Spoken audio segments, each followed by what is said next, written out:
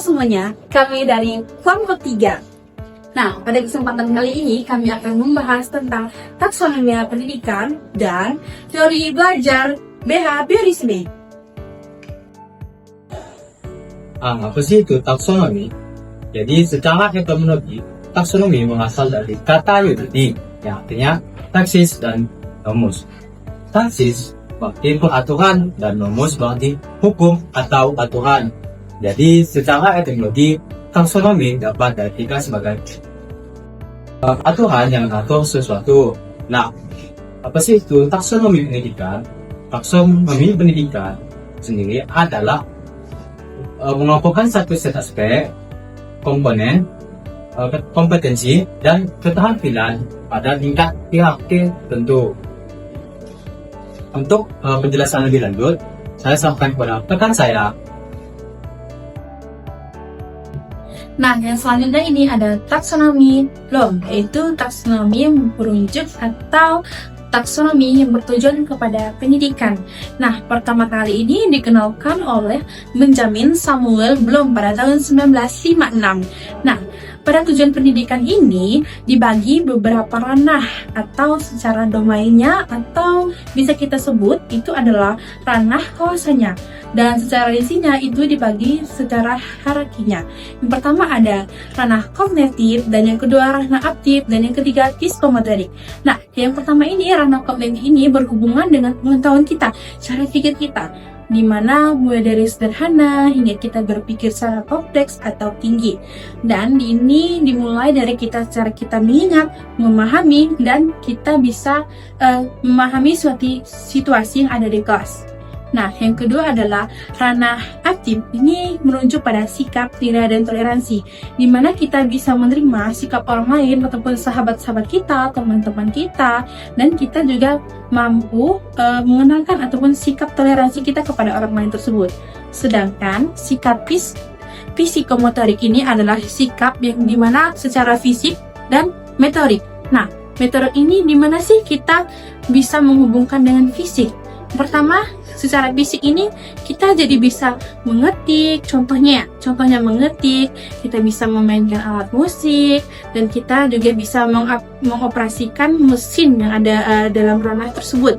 Nah, dengan ini taksonomi ini bisa menjadi salah satu tujuan guru untuk menjerumuskan atau tujuan belajarnya yang lebih jelas. Teori behaviorisme. Teori ini menjelaskan bahwa belajar adalah perubahan perilaku sebagai hasil interaksi dengan lingkungan. Intinya, belajar bisa dilihat dari perubahan perilaku yang nyata dan bisa diukur. Menurut Siono dan Haryanto tahun 2011, teori ini memiliki 5 ciri-ciri. Yang pertama, mengutamakan unsur-unsur dan bagian-bagian kecil. Yang kedua, bersifat mekanis. Yang ketiga, menekankan peranan lingkungan.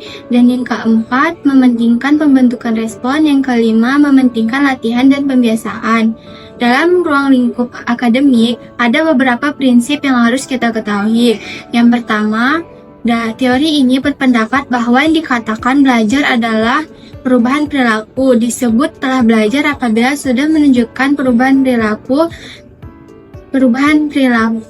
dalam pola tingkah lakunya. Yang kedua, teori ini berpendapat bahwa urgensi belajar adalah rangsangan stimulus dan tanggapan respon, karena bisa diamati, sedangkan yang sering terjadi tidak bisa dianggap dan tidak bisa diamati. Yang ketiga, penguatan apa saja yang bisa menjadi penguat terhadap penunjang responsif. Semakin banyak penguatan, maka semakin kuat responsifnya.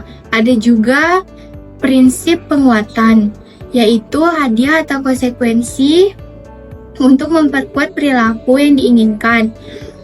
Penguatan ini bisa berupa reward positif seperti pujian atau negatif untuk menghilangkan hal-hal yang tidak diinginkan. Selain itu juga ada hukuman untuk mengurangi perilaku yang tidak diinginkan, serta latihan berulang seperti drill untuk membiasakan keterampilan. Nah, bagaimana sih penerapannya dalam kelas? Sederhananya, taksonomi dan arah tujuan. Dan behaviorisme memberikan bagaimana cara mencapainya. Contohnya, seorang guru ingin siswanya bisa menerapkan konsep matematika. Tujuan tersebut berasal dari ranah kognitif. Strategi untuk mencapainya bisa dengan behaviorisme, misalnya memberikan soal yang berulang atau memberikan poin jika jawaban siswa tersebut benar. Nah, jadi dapat disimpulkan bahwa taksonomi pendidikan adalah panduan untuk merumuskan tujuan belajar, sedangkan teori behaviorisme adalah cara untuk merumuskan perilaku belajar agar tujuan tersebut tercapai.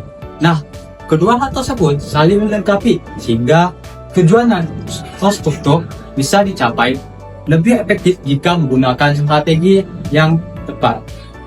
Nah, itulah penjelasan singkat dari kami. Sekian video ini saya ucapkan terima kasih.